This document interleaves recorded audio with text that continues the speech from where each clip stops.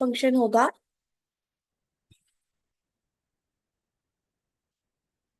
उस फंक्शन के लिए आपके पास एक वैल्यू देने से आपका एक ही आंसर आए, एक से ज्यादा आंसर्स आपके ना आए। ठीक है। तो ऐसा फंक्शन आप कहते हो ऐसा फंक्शन हमारे पास क्या है, हमारे पास एक सेट है, इसको हम एफ ऑफ एक्स से रिप्रेजेंट करते हैं। ठीक है। और हम कहते हैं कि एफ ऑफ एक्स जो है वो वाई के इक्वल है। वाई जो होता है वो डिपेंड कर रहा होता है एक्स की वैल्यूज पर। जैसे हमारे पास कोई भी अगर फंक्शन है, फर्ज करें Y is equal to 2x, एक फंक्शन गिवन हो हमें। अब देखो जब तक हमारे पास इस x की वैल्यू नहीं होगी हम y की वैल्यू को फाइंड आउट नहीं कर सकते। इसलिए ऐसी वैल्यू जो किसी और वैल्यू पर डिपेंड करे वो आपके पास डिपेंडेंट कहलाती है। और ऐसी वैल्यू जो आपके पास जिसकी वैल्यूज आप खुद से अज्यूम करते हो जो किसी और पर डिपेंड नहीं करती, वो आपके पास इंडिपेंडेंट कहलाती है। यूजली हमारे पास y जो होता है वो डिपेंडेंट वेरिएबल होता है और x जो होता है वो इंडिपेंडेंट होता है। क्योंकि आपने इससे पहले रिकरेंस वाला चैप्टर जो किया था या फिर आपने जो उसके अंदर वो एक्सरसाइज की थी जिसके अंदर हम n की वैल्यूज पुट करते हैं और हमारे पास अगली टर्म आती जाती है, तो वो n जो था उस केस में n हमारे पास इंडिपेंडेंट था, उसकी वैल्यूज हम खुद से 1 2 3 पुट करते थे और जो आंसर्स आते थे यानी A1 A2 A3 वो सारे के सारे हमारे पास क्या होते थे, वो डिपेंडेंट होते थे। क्योंकि जब हम n की वैल्यूज पुट करते थे तभी उनका आंसर आता था, अदरवाइज उनका आंसर नहीं आता था। तो ये हमारे पास बेसिक फंक्शन का कंसेप्ट है। वो कहता है इसको हम एरो से डिनोट करते हैं। ठीक है। और ये इसकी रिप्रेजेंटेशन है। उसके बाद यहाँ पर सेकंड जो चीज है हमारे पास वो इस फॉर्म में लिखी हुई है कि इसी को आप कहते हो मैपिंग या ट्रांसफॉर्मेशन। ठीक है। तो इसी फंक्शन को आप मैपिंग या ट्रांसफॉर्मेशन भी कहते हो। तो जहां भी आपको लिखा हुआ नजर आए मैपिंग या ट्रांसफॉर्मेशन तो आपको पता होना चाहिए कि इसके अंदर क्या है, इसके अंदर वो फंक्शन की बात कर रहा है। उसके बाद एक है डोमेन, एक है रेंज। ठीक है। डोमेन क्या होती है, जो हम एक्स की वैल्यूज या एन की वैल्यूज अंदर पुट करते जाते हैं। जैसे हमने एन की केस में हमने पढ़ा था कि जब हम n की जगह 1 पुट करते हैं फिर put n is equal to 2 3 4 हम इसकी वैल्यूज पुट करते थे ना, ये जो वैल्यूज हम पुट करते हैं ये हमारी डोमेन होती है। जो आंसर हमें मिलता है वो हमारी रेंज होती है। ठीक है। जो जो आप इसके अंदर वैल्यूज पुट करोगे वो आपके पास डोमेन, जो आपका आंसर आता जाएगा वो क्या है, रेंज।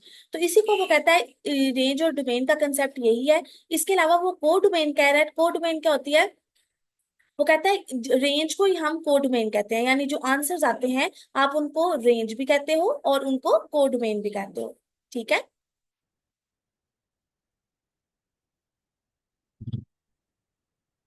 उसके बाद बच्चों जिस तरह हमने पढ़ा कि जो नंबर्स जब आपस में मल्टीप्लाई हो रहे होते हैं, अगर वो इस फॉर्म में मल्टीप्लाई हो रहे हो जैसे लिखा हुआ हो 2 + 4,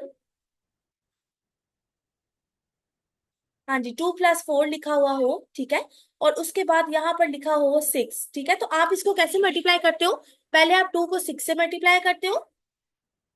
ठीक है। फिर दरम्यान में प्लस का साइन रखते हो, फिर उसके बाद 4 को 6 से मल्टीप्लाई करते हो। तो यहाँ देखिए यहाँ यही केस है हमारे पास। यहाँ पर जिस तरह ये मल्टीप्लिकेशन हो रही है उसी तरह वो कहते हैं जब दो फंक्शंस आ जाएं तो वो दोनों फंक्शंस अलग अलग अलग अलग दोनों पर मल्टीप्लिकेशन होती है। ठीक है। तो यहाँ पर ये जो कंसेप्ट इसका होता है कि पहले हम पहले वाले को पहले के साथ दूसरे वाले को दूसरे के साथ मल्टीप्लाई करते हैं। इसी तरह वो कहते हैं फंक्शंस अगर दो टाइप्स के आ जाए तो हम पहले f1 ऑफ x फिर f2 ऑफ x, इसी तरह अगर मल्टीप्लिकेशन हो रही है वो कहता है f1 को x के साथ भी लिखते हैं फिर f2 को x के साथ भी लिखते हैं, यानी दोनों को कंबाइन लिखते हैं। तो कहता है ये इसकी प्रॉपर्टी होती है, इधर लिखा नहीं हुआ लेकिन इसी प्रॉपर्टी को हम लीनियरिटी प्रॉपर्टी कहते हैं। लीनियरिटी प्रॉपर्टी यानी लीनियर होना। ठीक है। इसे आप कहते हो लीनियरिटी प्रॉपर्टी।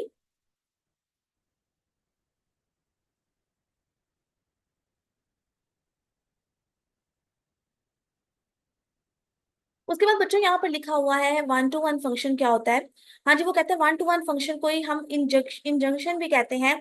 और इसके अंदर क्या होता है, जो ए की वैल्यू है वही बी की वैल्यू है तो फंक्शन भी इक्वल होगा। यानी आपके पास जरूरी है कि जो एक्स और वाई की वैल्यूज हो, हम दो फंक्शंस लेंगे, जो एक्स की वैल्यू है जो वाई की वैल्यू है, जब हम उसके अंदर एफ ऑफ एक्स करें फंक्शन के अंदर एक वैल्यू पुट करें और फंक्शन के अंदर ही y की वैल्यू पुट करें तो हमारे पास अगर ये x और y दोनों इक्वल हैं तो हमारे पास f of x is equal to f of y होता है। ये कंडीशन होती है, यानी अगर x is equal to y है तो f of x is equal to f of y हो।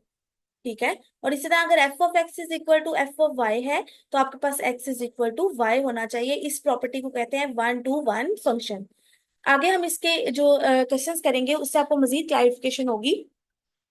जहां पर नेक्स्ट आपके पास वन टू वन फंक्शन का हमने पढ़ लिया, वो इंजंक्शन भी होता है। जैसे आप यहाँ देखो, एक एग्जांपल नंबर 8 हम डिस्कस कर लेते हैं। Determine whether the function f from this to this, एक बार अगेन बता दें। हाँ जी बेटा, मैंने कहा आपके पास दो कंडीशंस होती हैं। एक आपके पास होता है, हम कहते हैं एक है x, एक है y, और हम कहते हैं एक होता है f ऑफ x और एक होता है f ऑफ y। ठीक है, तो वो कहता है कि अगर आपके पास x और y दोनों इक्वल हैं, ठीक है, अगर ये दोनों इक्वल हैं तो इसका मतलब है f ऑफ y और f ऑफ x भी दोनों इक्वल होंगे। जहां अगर हम कहते हैं कि अगर f of x is equal to f of y है तो x is equal to y होगा, यानी इन दोनों के दरमियान इफ एंड ओनली इफ वाली कंडीशन है। जब भी x और y इक्वल होगा तो उन दोनों के रिलेटेड फंक्शन भी इक्वल होगा। इसकी एग्जांपल हम इस तरह देख सकते हैं। जैसे फर्ज करो बच्चों, हमारे पास f ऑफ x है 2x। ठीक है, ये वैल्यू अगर हमें गिवन की हो f of x is equal to 2x, तो बच्चों देखो, आयशा फारूक आप ऊपर ड्रॉ ना करो। ठीक है, f of x is equal to 2x ये फंक्शन है। अब हम कहते हैं x is equal to y है। अब x हम खुद से कोई लेट कर लेते हैं। फर्ज करो x की वैल्यू है 4। ठीक है, तो वो कहते हैं अगर x और y इक्वल है, इसका मतलब अगर x की वैल्यू भी 4 है, y की वैल्यू भी 4 है, तो दोनों की वैल्यू 4 ही हुई ना। अब जब मैंने एक बार इसके अंदर, इस इक्वेशन के अंदर x is equal to 4 put करना है और इसी इक्वेशन के अंदर मैंने y is equal to 4 put करना है। अब देखो, क्योंकि y और x इक्वल हैं तो जब मैं यहाँ पर 2x देखती हूँ तो इसका मतलब ये 2y के भी इक्वल हो सकता है, क्योंकि x और y तो इक्वल है। तो यही फंक्शन मेरे पास 2y के भी इक्वल है, 2x के भी इक्वल है। अब मुझे पता है x की वैल्यू क्या है, 4। जब मैं इसकी जगह पुट करूंगी क्या आएगा, 8। इसकी जगह पुट करूंगी क्या आएगा, 8। तो इसका मतलब जब x और y दोनों हमने 4 4 लिए थे तो f ऑफ x जो है और f ऑफ y जो है वो भी क्या आया है, 8 और 8, यानी दोनों चीजें पैरेलल चलती हैं। अगर f और सॉरी अगर x और y दोनों इक्वल है तो लाजमी बात है f ऑफ x और f ऑफ y भी दोनों इक्वल हुआ करेंगे। ठीक है, हाँ जी, हम ये एग्जांपल डिस्कस करने लगे थे। फंक्शन आपके पास दो गिवन है, एक है ABCD2, ABCD से लेकर 1 2 3 4 5 तक आपके पास दो फंक्शंस हैं। ठीक है, वो कहता है यहाँ पर आपने ना ये बताया कि जब हम ए वैल्यू पुट करते हैं फंक्शन के अंदर तो उसका आंसर 4 आता है। ठीक है, ए वैल्यू पुट करने पे इसका आंसर क्या आता है, 4। फिर उसके बाद वो कहता है कि जब मैं इसके अंदर बी वैल्यू पुट करता हूं तो मेरे पास इसका आंसर आता है 5। ठीक है, फिर वो कहता है कि जब मैं इसके अंदर सी आंसर पुट करता हूं तो मेरे पास इसके आंसर आता है 1। ठीक है, और उसके बाद वो कहते हैं f of d is equal to 3, मतलब मैं डी वैल्यू पुट करता हूं तो मेरे पास क्या आंसर आता है, मेरे पास डी वैल्यू पुट करने से इसका आंसर आता है 3। ठीक है, अब वो कहता है ये वन टू वन फंक्शन है। क्यों? अब हम इसका यहाँ पे बनाते हैं इस तरह की कंडीशन जो आप बचपन से पहले भी पढ़ते आ रहे हो। अगर मैं इसके अंदर ABCD लिखती हूँ, ABCD, और यहां मैं लिखती हूँ 1 2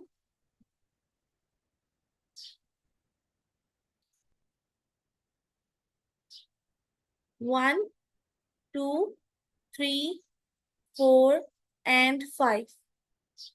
ठीक है, ये इसके अंदर ही कंसीडर करें आप। तो अब देखो, हर एक की कोई ना कोई वैल्यू है। ए के लिए उसने आपको कहा था 4 वैल्यू है, बी के लिए उसने आपको कहा था 5 वैल्यू है, सी के लिए उसने आपको कहा था 1 वैल्यू है, डी के लिए उसने आपको कहा 3 वैल्यू है। अब देखो, हर हर मेंबर के लिए यहां से हमें एक मेंबर मिल रहा है। ठीक है, और ऐसा नहीं हो रहा कि ए जो है वो दो दफा एक 4, ए की वैल्यू 4 भी हो, ए की वैल्यू 3 भी हो, ऐसा नहीं है। ठीक है, जहां एक नंबर बच गया है उससे हमें कोई गर्ज नहीं है।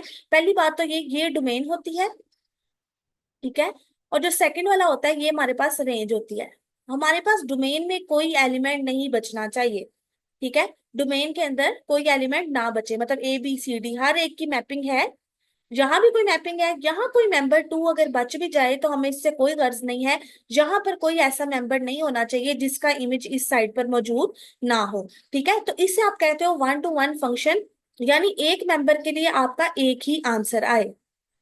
ठीक है, ये हमारे पास वन टू वन फंक्शन है, इसकी आपने बेसिक्स करनी है। आपके पास ऐसा मेंशन नहीं है, सिर्फ फंक्शंस का टॉपिक मेंशन है, तो इसका मतलब आपको इसके सिर्फ बेसिक बेसिक काम करना है। ठीक है, देखो एग्जांपल नंबर 9 देखते हैं, f of x is equal to x square. ठीक है, वो कहता है ये वन टू वन नहीं है, क्योंकि एफ ऑफ वन पुट करें और F of minus one put करें, दोनों के लिए आंसर सेम आता है। हमने कहा वन टू वन का मतलब है एक आंसर इधर से जो भी होगा उधर यहाँ पर हमें एक ही आंसर मिले, फिर डोमेन में जो आंसर है वो रेंज में एक ही आंसर मिले। ऐसा ना हो कि दो के लिए हमारे पास सेम आंसर मिले।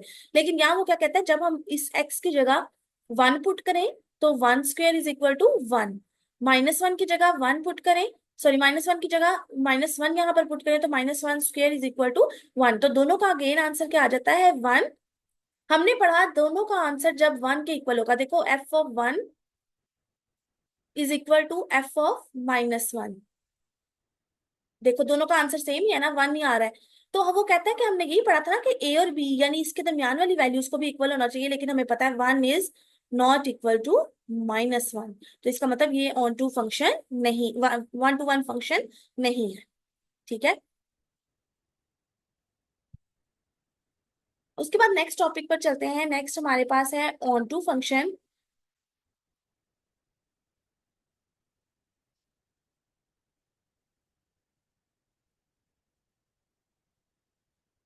हाँ जी बच्चों, ऑन टू फंक्शन के लिए वो क्या कहता है, if a function from A to B is called onto, और surjection if and only if every element b belongs to b, there is an a belongs to a such that f of a is equal to b। अब हमें पता है कि कोई भी हम function अगर ये तो ए बी की फॉर्म में लिखा है, अगर मैं एक्स वाई की फॉर्म में यहाँ पर कोई फंक्शन लिखूं तो मैं कहती हूँ f of x is equal to y. ठीक है, तो अब ये जो y है, हम कहते हैं कि मैं इसके अंदर वैल्यू पुट करती हूँ, फर्ज करें वन, तो मेरे पास आंसर आ जाता है टू। ठीक है, वो कहता है इस वाले टू के लिए मुझे यहाँ पर कोई ना कोई मैपिंग वन मिलनी चाहिए, यानी ये भी तकरीबन वैसी ही बात हो गई है, लेकिन सेट्स की फॉर्म में वो ये कहता है कि अगर हम उल्टा काम करें, जैसे यहाँ पर अगर वन है, यहाँ पर अगर टू है, ये डोमेन है, वो डोमेन है वन वाली और ये रेंज है, तो वो कहता है कि यहाँ पर अगर मेरे पास टू है ना तो इसका वापस इमेज मुझे यहाँ पर जरूर मिले। यानी अब यहाँ पर जितने भी मेंबर्स हैं, यहाँ पर हर एक के लिए यहाँ कोई इमेज होना चाहिए। यानी आप पहले हमारे पास पिछली वाली एग्जांपल में एक टू बच गया था, जो कि वन टू वन फंक्शन में हमने कहा था कि अगर रेंज में एलिमेंट बच भी जाए कोई प्रॉब्लम नहीं है। लेकिन यहाँ पर क्या होता है, जितने भी रेंज के एलिमेंट्स हैं वो बचने नहीं चाहिए, पूरी की पूरी रेंज कवर होनी चाहिए। यहाँ पर कोई टू ना बचे, कोई वन ना बचे, जितने मेंबर्स हैं इसके अंदर वो कहीं ना कहीं पीछे से कनेक्टेड हो, कोई भी ऐसा मेंबर यहाँ पर ना हो जिसके साथ हमने कोई लाइन ड्रॉ ना की हो। तो ऐसे मेंबर्स हमारे पास क्या कहलाते हैं, ऐसे मेंबर्स हमारे पास ऑन टू फंक्शन के अंडर कहलाते हैं। मैं दोबारा से अपना कंसेप्ट रिपीट करती हूँ, जो हमारे पास वन टू वन होता है उसके अंदर जो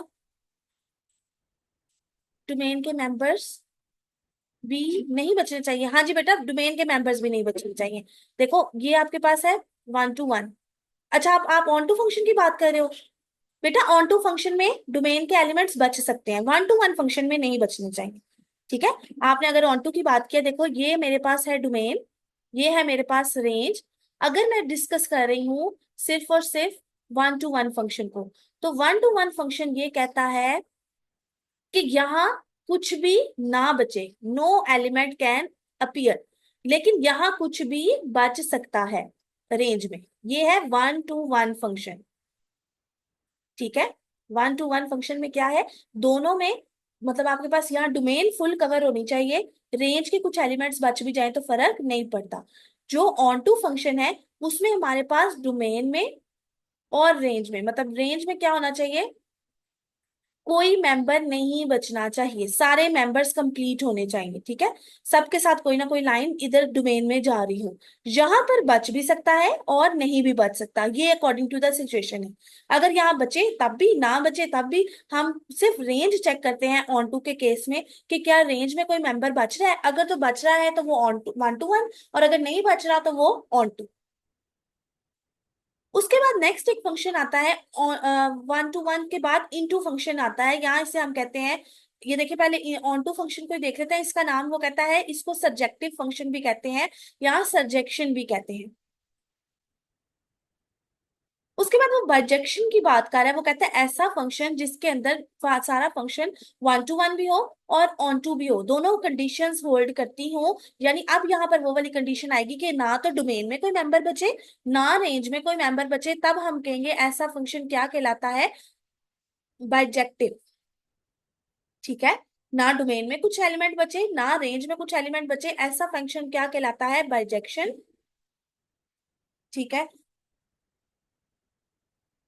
और ये कुछ प्रॉपर्टीज इससे रिलेटेड, ये सब करने की जरूरत नहीं है। इनवर्स फंक्शन देख लें, आपको पता है किसी भी चीज का इनवर्स क्या होता है। अगर आपके पास f of b, a is equal to b है, ठीक है, f of a is equal to b है, तो इसका मतलब क्या हुआ कि जब आप बी की तरफ, दोनों तरफ आप एफ इनवर्स लेते हो, मतलब f of a is equal to b है, तो आप दोनों साइड्स पर एफ इनवर्स दोगे। इस साइड पे भी आपने एफ इनवर्स लिया, ठीक है। ये दोनों एक दूसरे से कैंसिल आउट हो गए क्योंकि एफ इनवर्स और एफ दोनों कैंसिल हो जाते हैं। जहां क्या बचेगा, f inverse of b is equal to a. मैं इसको उल्टा करके लिखूंगी जब, तो एफ ऑफ बी को इधर ले आओ और इस तरफ क्या बच गया, ए। तो वो कहता है हर फंक्शन जो एग्जिस्ट करता है उसके लिए एफ इनवर्स भी एग्जिस्ट करता है। यानी जो भी फंक्शन है, अगर आपने उसका इनवर्स निकालना है तो दोनों तरफ एफ इनवर्स से माइनस, मतलब एफ इनवर्स से मल्टीप्लाई कर दो, ठीक है। तो ऐसे ऐसा फंक्शन आपके पास क्या कहलाता है, इनवर्स। ये कुछ एग्जांपल्स हैं, आप लोगों ने खुद देखनी है और मुझे बताना है कि आप लोगों को कोई प्रॉब्लम हुई इसमें, तो मुझे बताना, ठीक है। इसकी एग्जांपल्स ही ज्यादा अहम है, वो आप लोगों ने करनी है, ठीक है। जो मेन मेन एग्जांपल्स हैं जिसके अंदर कोई फंक्शन गिवन है वो वाली, ठीक। अच्छा बच्चों, ये कंपोजिशन फंक्शन है, ये भी आप फर्स्ट ईयर में पढ़ चुके हो, आपको अच्छी तरह इस बात का पता है, इसलिए मैं इसको रिपीट नहीं कर रही। आपकी कोर्स आउटलाइन में भी ये टॉपिक मेंशन नहीं है। कंपोजिशन का आपको पता है, एक फंक्शन से दूसरे फंक्शन में शिफ्ट करना, ठीक है। इसकी कोई एक एग्जांपल आप लोग देख लेना और ये आपका काम हो जाएगा। ये एज सच इतना इंपॉर्टेंट टॉपिक नहीं है क्योंकि ये फर्स्ट ईयर से कनेक्टेड है, ठीक है। उसके बाद बच्चों, ये जो ग्राफ वाला जो पोर्शन है ना, ग्राफ ऑफ अ फंक्शन, ये हमने ग्राफ वाले चैप्टर में कर लेना है, ठीक है। तो इसलिए मैं इसको यहाँ से स्किप कर रही हूँ। जब हम ग्राफ वाले चैप्टर में जाएंगे ना, तो उसमें उसके अंदर हमारा ये सारा टॉपिक कवर हो जाएगा, ठीक है। और वैसे भी वो जो ग्राफ वाला जो काम है ना, वो मैं आपको बोर्ड पे करवाना चाहती हूँ क्योंकि उसके अंदर काफी सारी चीजें इन्वॉल्व होती हैं जो आपके पास ऑनलाइन लेक्चर में नहीं करवाई जा सकती। जहरा फातिमा ड्रॉ ना करें। अच्छा बच्चों, मुझे बताएं कि आपने अपर फंक्शन, सॉरी लीस्ट फंक्शन और रूफ फंक्शन, फ्लोर फंक्शन पढ़ी हुई है, मैंने शायद करवाई थी आपको।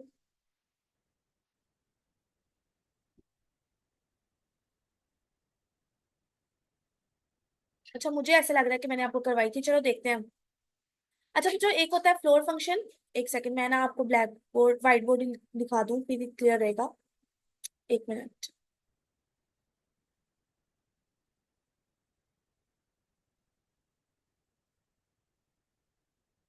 हाँ जी बेटा, बेटा वही कह रही हूँ मैं, सीलिंग ब्रैकेट और रूफ ब्रैकेट वाला मैंने आपको शायद बताया था, मुझे लगता है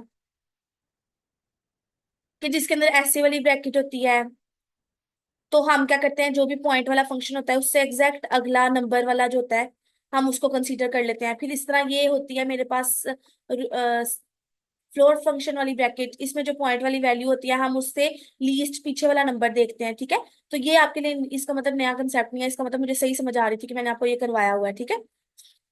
तो बेटा यहाँ पर भी कुछ उससे रिलेटेड क्वेश्चंस आने हैं, ठीक है, हम वो भी देखेंगे साथ साथ। अब बच्चों, मैं आपको एक्सरसाइज पर लेके जाती हूँ, लेकिन उससे पहले आप यहाँ से भी एक बार एक्सरसाइज देख लो। हमने एक्सरसाइज के कितने क्वेश्चंस करने हैं वो मार्क कर लो।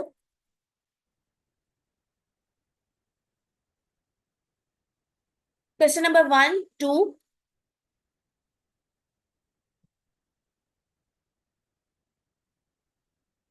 क्वेश्चन नंबर 1, 2, 8, 9,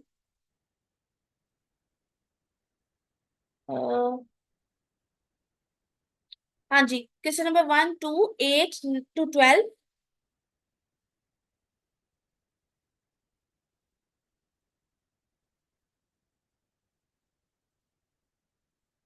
एक मिनट बच्चों, मुझे देख लेने दो। हाँ। हाँ जी बच्चों, यहीं तक है क्वेश्चन 8 to 12।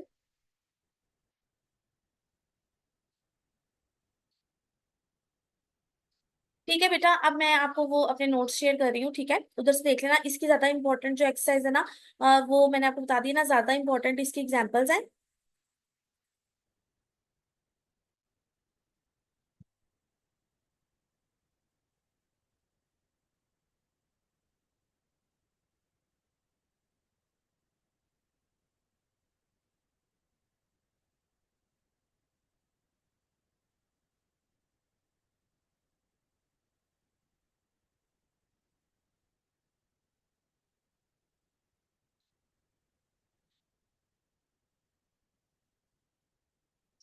अच्छा बच्चों, ये देखें, यहाँ पर है 2.3।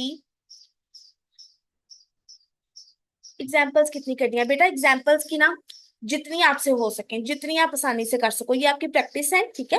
तो अब आप क्वेश्चन देखोगे ना, मैं आज जो आपको क्वेश्चंस करवाती हूँ उसके बाद आपको ना ज्यादा अंदाजा हो जाएगा कि आपको एग्जाम्पल्स जोन जोन से भी बेटा आपसे इजीली हो सकती हैं, क्योंकि मैंने आपको पहले भी बताया हुआ है कि जरूरी नहीं इसी बुक के अंदर से पेपर आए या इसी बुक की ही एग्जैक्ट एग्जाम्पल्स या एग्जैक्ट एक्सरसाइज हो, ठीक है। आपको कंसेप्ट जब दिया जाता है ना आउटलाइन में से, तो इसका मतलब होता है आपको किसी भी टाइप का क्वेश्चन आ सकता है। तो आप जितनी मैक्सिमम एग्जांपल इस टॉपिक की कर सकते हो उतनी आप कर लेना। जो उनसे समझ ना आई आप मुझसे पूछ लेना। जिसके अंदर कंप्यूटर लैंग्वेज यूज हुई होगी ना, मतलब 0 1 बिट स्ट्रिंग्स इस तरह की, ये आपने नहीं करनी। बाकी जो मेन मेन एग्जांपल्स है ना, f(x) फंक्शन गिवन हो, इस तरह की। ठीक है बेटा, मैं रिकॉर्डिंग कर रही हूँ तो आप लोग आज बेशक ना करो, ठीक है। मैंने आज रिकॉर्डिंग कर लिया, मैं आपको ग्रुप में शेयर भी कर दूंगी। ठीक है, तो जितनी आपसे मैक्सिमम हो सके, जहां से समझ ना आएगी आप लोग मुझसे पूछ लेना, ठीक है। अच्छा बच्चों देखो, why f is not a function from R to R। वो कहता है बताएं फंक्शन क्यों नहीं है ये एफ, और अगर है तो क्यों है, नहीं है तो क्यों नहीं है, ठीक है। तो आपने ये बताना है। तो आपके पास सबसे पहला क्वेश्चन जो है वो है f(x) is equal to 1/1/x। हाँ जी बेटा, तीन केसेस ऐसे होते हैं जब आपके पास फंक्शन, कोई भी फंक्शन या कोई भी वैल्यू फंक्शन नहीं होती। पहला केस जो होता है वो ये होता है कि आप फंक्शन के अंदर कोई वैल्यू पुट करो और आपके पास आंसर इंफिनिटी आ जाए। दूसरी कंडीशन ये होती है कि आप फंक्शन के अंदर कोई वैल्यू पुट करो और आपको उसका आंसर इमेजिनरी यानी अयोटा की फॉर्म में मिल जाए। ठीक है, मतलब अयोटा इज इक्वल टू √-1। और तीसरी कंडीशन आपके पास ये होती है कि जब आप फंक्शन के अंदर एक वैल्यू पुट करो लेकिन आगे से आपको दो आंसर्स मिले। ठीक है, +-1 2 3 कुछ भी। तो ये तीन कंडीशंस होती हैं जिसके लिए आपके पास कोई भी फंक्शन अगर गिवन होता है और वो कहता है, पूछता है ये फंक्शन है कि नहीं है, तो आपने क्या बताना है? आपने देखना है कि जो फंक्शन आपको यहाँ पर गिवन हो, जैसे ये R से R दिया है, इसका मतलब रियल नंबर्स की बात हो रही है, तो हम पूरे रियल नंबर्स को कंसीडर करेंगे कि क्या कोई ऐसा नंबर तो नहीं है जो हम इसके अंदर पुट करें तो हमारे पास आंसर इन तीनों में से कुछ आए। तो देखो बच्चों, पहला क्वेश्चन है 1/x। अब हमें पता है कि पूरे रियल लाइन के अंदर -∞ से इंफिनिटी तक सारे मेंबर्स होते हैं। अगर मैं यहाँ पर डायरेक्टली देख के मुझे पता लग रहा है, मैं यहाँ 0 पुट कर दूं तो आंसर क्या हो जाना है? इंफिनिटी।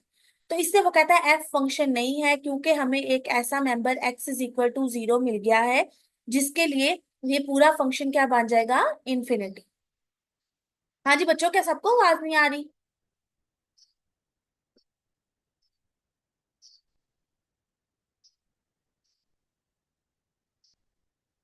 ठीक है बेटा, आप अपना माइक को ऑफ करके दोबारा ऑन करो, फिर आपको आवाज आ जाएगी होप सो।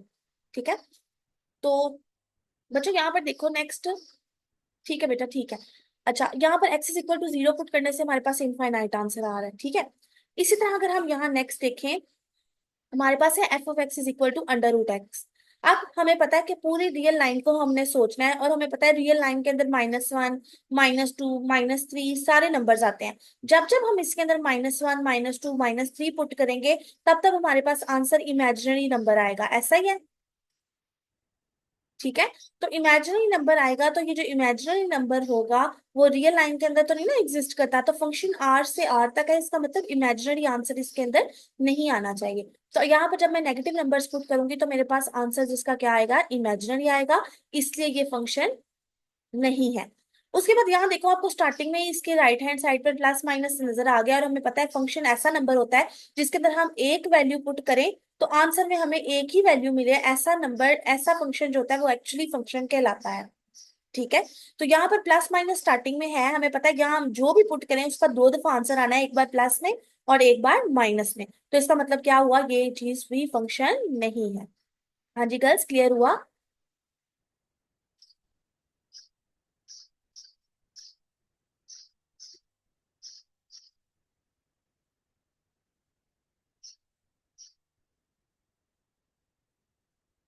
ठीक है बच्चों, नेक्स्ट हम देखते हैं यहाँ पर, इसके तीन ही क्वेश्चन है। सेकंड वाले में देखो, determine whether f is a function from G to R और नॉट। अब देखो बच्चों, पहले वाले में जी टू आर था, सॉरी पहले वाले में आर टू आर था। आर टू आर मतलब रियल फंक्शंस के वैल्यूज पुट करनी है और रियली हमें आंसर मिलना चाहिए। अब यहाँ क्या है, हम जी पुट करें मतलब इंटीजर्स पुट करें और आंसर हमारे पास कहाँ आना चाहिए, रियल नंबर्स में। अब देखो यहाँ पर क्या है, फर्स्ट वाला जो फंक्शन है आपके पास है f of n is equal to plus minus n. अब हमने अभी भी पढ़ा कि जहां पर भी ये प्लस माइनस वाली कंडीशन इन्वॉल्व होती है, हम जानते हैं कि फंक्शन वो नहीं होता जिसके अंदर हम एक वैल्यू पुट करें और हमें जवाब में दो आंसर्स मिले, ऐसी चीज हमारे पास फंक्शन नहीं कहलाती। तो इसका मतलब ये चीज फंक्शन नहीं है। ठीक है। अब इससे नेक्स्ट वाला देखो, इससे नेक्स्ट वाले में वो आपको वैल्यूज दे रहा है और वो कह रहा है under root n square plus one. अब हम यहाँ पर देखो, स्टार्टिंग में उसने प्लस माइनस का साइन नहीं लगाया, इसका मतलब यहाँ सिर्फ पॉजिटिव की बात हो रही है। ठीक है।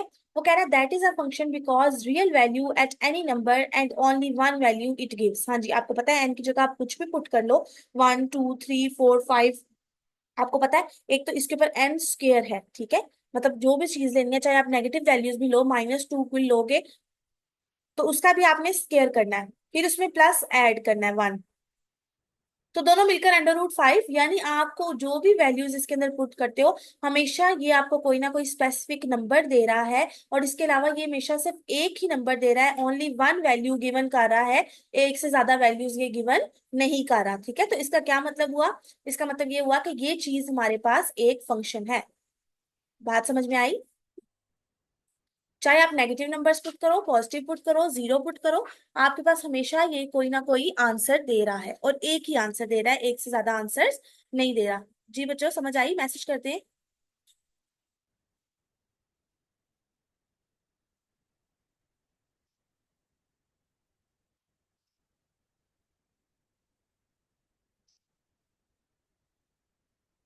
ठीक है बेटा। अब नेक्स्ट देखिए, हमारे पास यहाँ पर ये सेकंड वाली कंडीशन थी, थर्ड वाली देख लेते हैं। उसने हमें कहा है कि f of n is equal to 1/n² - 4। हाँ जी बच्चों, अब आपको यहाँ पर पता है कि अगर मैं एन की जगह पर 2 पुट करूं, ठीक है, या 2 पुट करूं या -2 पुट करूं, तो दोनों केसेस में मेरे पास, क्योंकि इसके ऊपर स्क्वायर है, इसने 4 बन जाना है। ठीक है ना? यहाँ देखो, देखते ही आपको पता लगा यहाँ 4 है। इसको करने का तरीका कैसे होता है, जो भी डिनोमिनेटर में वैल्यू होती है उसको इक्वल टू जीरो पुट करते हैं। n² - 4 is equal to zero. जब आप इसे सिंप्लीफाई करोगे आपके पास क्या आएगा, n² इज इक्वल टू 4। जब आप दोनों तरफ अंडर रूट लोगे आपके पास आ जाएगा n इज इक्वल टू +-2। ठीक है। तो हमें पता लगा कि n इज इक्वल टू +-2 एक ऐसा नंबर है जिसके लिए इसने अनडिफाइंड यानी इंफिनिटी आंसर दे देना है, इसलिए ये चीज एक फंक्शन नहीं है।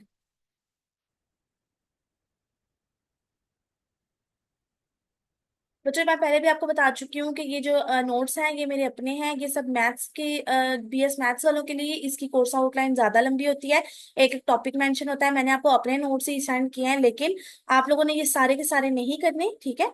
जब आप सारा जो जो से क्वेश्चन मैंने आपको मार्क करवाए हैं उसके बाद अगर आपके पास फ्री टाइम मिला तो आप लोग ये क्वेश्चंस कर लेना, अदरवाइज करने की जरूरत नहीं है। ठीक है।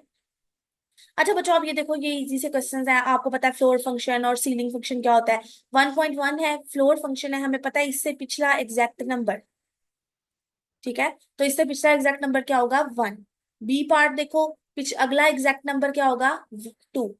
यहाँ नेगेटिव की बात हो रही है तो नेगेटिव ऑफ 0.1, तो इससे बिल्कुल मतलब आपको इसने फ्लोर फंक्शन की बात की है, तो इससे अगला एग्जैक्ट नंबर क्या होगा, -1। -0.1 से अगला एग्जैक्ट नंबर क्या होगा, 0।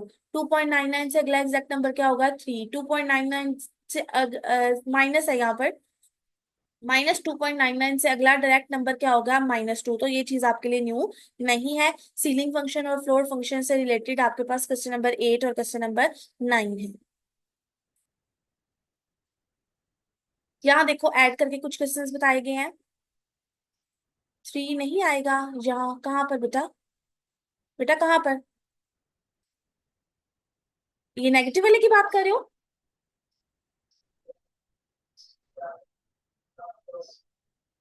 जी बेटा ये देखो मैं आपको बताती हूँ।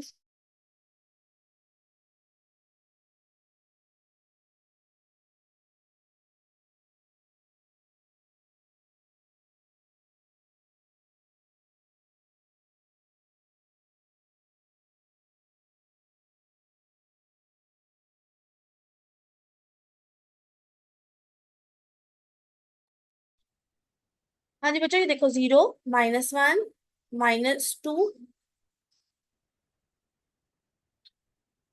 -1, -2, ठीक है, और इसके आगे कहीं जाकर -3 है, ठीक है। तो अब देखो ये -2.99 है, ठीक। तो इसका मतलब -2.99 कहाँ पर है, यहाँ करके कहीं है, ठीक है। और क्योंकि ये अपर ब्रैकेट की बात हो रही है और हमने पढ़ा कि जब भी ऊपर वाली ब्रैकेट आती है तो हमने इस साइड पर जाना होता है, एग्जैक्ट बड़े वाला नंबर। और यहाँ पर हमें पता है -3 छोटा है, -2 बड़ा है, तो हमने उससे अगले वाला एग्जैक्ट नंबर देखना होता है। तो उससे अगला एग्जैक्ट यहाँ पर कौन सा है, -2। जब 2.99 की बात होगी तो यहाँ 1, यहाँ 2, यहाँ 3। तो 2.99 जब होगा तो ये 2.99 है, इससे अगला एग्जैक्ट नंबर क्या है, 3,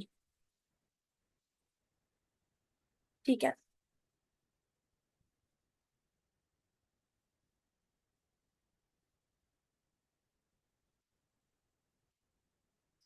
ठीक है बच्चों, ये जी और एच वाले पार्ट के अंदर आपके पास ब्रैकेट्स के अंदर भी ब्रैकेट्स हैं, तो पहले आप अंदर वाली ब्रैकेट्स को सॉल्व करोगे। देखो ये 1.1/2 है, इसका मतलब ये क्या होगा, 0.5।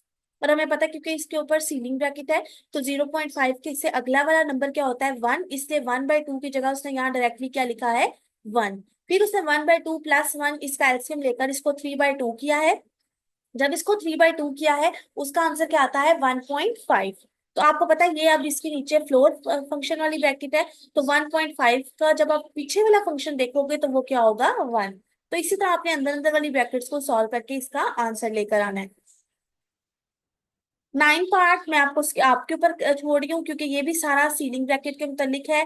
फिर भी अगर आपको कुछ समझ नहीं आती तो आप लोग मुझसे पूछ सकते हैं, ठीक है। अच्छा बच्चों आप देखो 10 वाले क्वेश्चन के अंदर आपको वो कह रहा है, determine whether each of these functions f of a is equal to b, f of b is equal to a, f of c is equal to c, f of d is equal to d। वो कह रहा है ये functions क्या है या क्या नहीं है, ये फंक्शंस हैं भी कि नहीं है, हमने ये देखना है, ठीक है। तो बच्चों देखो लिखा हुआ है f of a is equal to b, f of b is equal to a, f of c is equal to c, f of d is equal to d। तो सबसे पहले आप डोमेन और रेंज का सेट बनाओगे, और वो कैसे बनाओगे, जो जो f के बाद वाली ब्रैकेट के अंदर है वो सारा का सारा आपका क्या है, वो सारी की सारी आपकी डोमेन है, आप उसको ड्रॉ करोगे ऐसे, ठीक है। और उसके बाद जो जो आंसर्स आ रहे हैं वो आपकी रेंज है, वो आप इस साइड पर ड्रॉ करोगे। अब हमें पता है कि ए, एफ ऑफ ए जब हम फाइंड करते हैं उसका आंसर बी आ रहा है, इसका मतलब आपने ए को बी से मैच कर देना है। फिर एफ ऑफ बी का आंसर ए आ रहा है, इसका मतलब बी को आपने ए से मैच कर देना है। सी का आंसर सी है, मैच कर दिया। डी का आंसर डी है, मैच कर दिया। अब आपको इससे देख के क्या पता लगा कि हर हर नंबर के लिए आपके पास एक ही आंसर आ रहा है, एक से ज्यादा आंसर्स नहीं आ रहे, तो इसका मतलब ये क्या है, एक फंक्शन है, ठीक है। अगले वाला देख लेते हैं हम।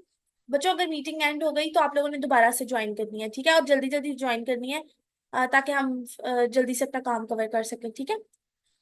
बच्चों अब नेक्स्ट वाला देखो, f of b. F of b, ये आपने सारे ब्रैकेट्स वाले जो है इनको फिर डोमेन में डाल दिया, जो आंसर निकला है वो रेंज में डाल दिया। अब देखो यहाँ पर आपके पास ए का आंसर भी बी आ रहा है, बी का आंसर भी बी आ रहा है। तो आपने देखना यह है कि ऐसा ना हो कि यहाँ पर एक के आंसर दो आ रहे हो। यानी ऐसा ये फंक्शन है, क्यों है? क्योंकि इसके यहाँ पर हमने ए पुट किया, मतलब एफ ऑफ ए किया, तो बी आंसर आया। लेकिन ऐसा नहीं हुआ कि इन दोनों के लिए हमारे पास दो आंसर्स आए। जब इन दोनों के लिए, यहां से एक मेंबर के लिए यहाँ पर दो आंसर्स आ जाए, तो ये फंक्शन